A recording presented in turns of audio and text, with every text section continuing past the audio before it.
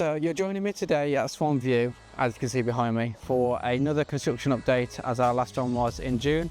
Any changes that's happened since then, I will put in writing at the end of the videos for you to see. Let me show you around and show you what has changed.